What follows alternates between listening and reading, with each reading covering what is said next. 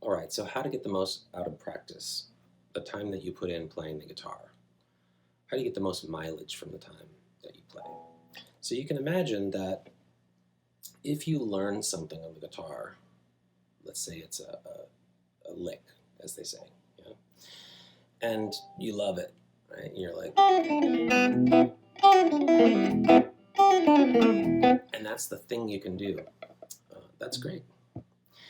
But practicing that over and over again isn't going to make you exceptionally better at it once you can do it, right?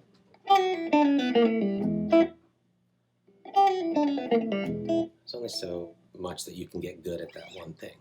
So my recommendation is when you practice for yourself, when you are trying to improve as a player, always try to learn something new. And by that, I mean, don't sit there and fiddle around with the strings to try and find something new.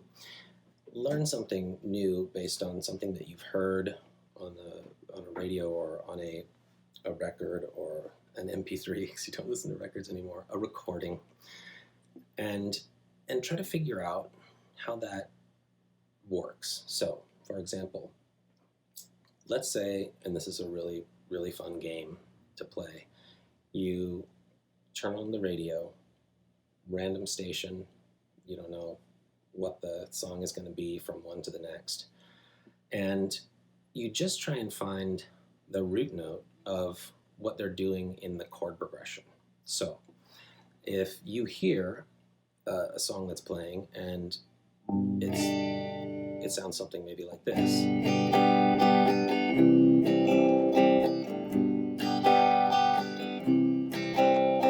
what you're looking for is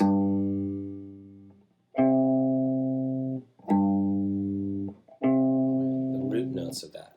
So you're tuning your ear to whatever's being played on the radio. You're tuning your guitar to whatever's being played. And you're tuning your mind to hear a sound and translate it to your hand. So you hear a sound, your brain goes, that sounds a bit like this chord or that chord. And you then reach forward and go, is it that chord? And yeah, oh, it is. Cool. So playing those root notes and finding out how the song is built will give you the ability to do a number of things with it. So if you play the G chord and the C chord and you find out that they're both major chords that they're playing, it gives you a whole lot of information. So now you know that G major, the major scale, is going to give you a lot of notes that are in the song, very likely. And they may also be in the melody of a song. So once you have the foundation of the song, and this can be anywhere off an MP3, off Spotify streaming, doesn't matter. The radio, I'll say by default. But let's say you have something going like this. So the first thing that you want to do is listen for all of the notes in your major scale, and in fact, C is in that scale, so it makes sense. And then take your notes of your major scale and go up the neck. So you're just going to find the same intervals that we talked about from this string across the neck. Major third, fourth, fifth, adjust for the B string, and you have a major scale here. Right? Now, the melody to the song could be anything. Let's say it's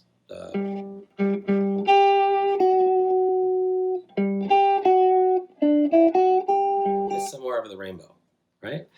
And let's say it doesn't go like that, but let's say it's Somewhere Over the Rainbow. If you listen, goes in your head, and you can pick out what the person is singing, it's going to do a number of things for you. One, it's going to tune your ear to being able to hear something and play it immediately. Two, it's going to allow you to understand melodic concepts and what kinds of melodies can go with what kinds of chords and what kind of keys. It's going to make you hear things like an octave jump. So intervals, right? You're also going to hear that 5, that 7, that natural 7. It's not what you'd expect it to be, but it works beautifully. 5, 6, 7, 8. So you're able to pick up these melodies really quickly, and ultimately what that's going to do for you is it's going to allow you to, when you go to take a solo or play lead, sure, you know, you can play licks all day long, but if you want to be a melodic lead player,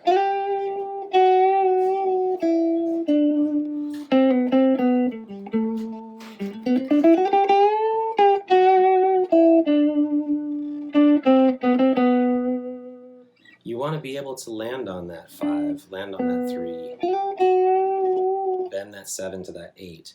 All of those things are going to come out of learning the melodies that you hear.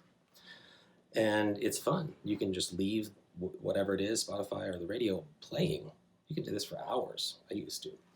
And it will allow you to get on stage or sit down with people playing. They may be working on a new song, or they may be playing a song and invite you up. And you'll hear what the person is doing melodically. You'll figure out kind of what the root notes are, get the structure of the key maybe under your hands. And then when they go, hey, take a lead, you're more versed in what's going on melodically with the song, and you're not someone who's left to just playing major or minor pentatonic scales, or playing something that's the only thing that you know, right, over something like that, right? It just would be totally inappropriate. So taking that and making it as strange as you want is completely up to you.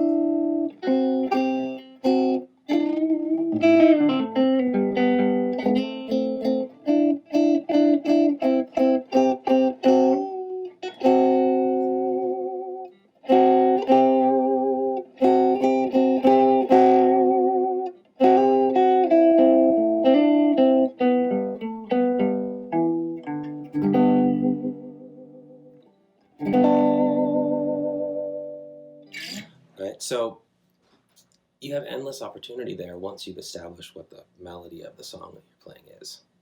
And in not repeating yourself, playing that one thing, that one lick that you know, which is something that I find a lot of beginner guitar players do. You find something cool, and of course that's what you want to play when people are listening, or if you're playing for other people. But really, sort of thrashing it out and figuring out, taking some risks and going out on a limb and trying to play melodically is much more interesting. 100 times more interesting. I would rather hear someone fail at trying to play a melodic solo than sound great playing a bunch of licks and pentatonic type scales that I've heard a million times.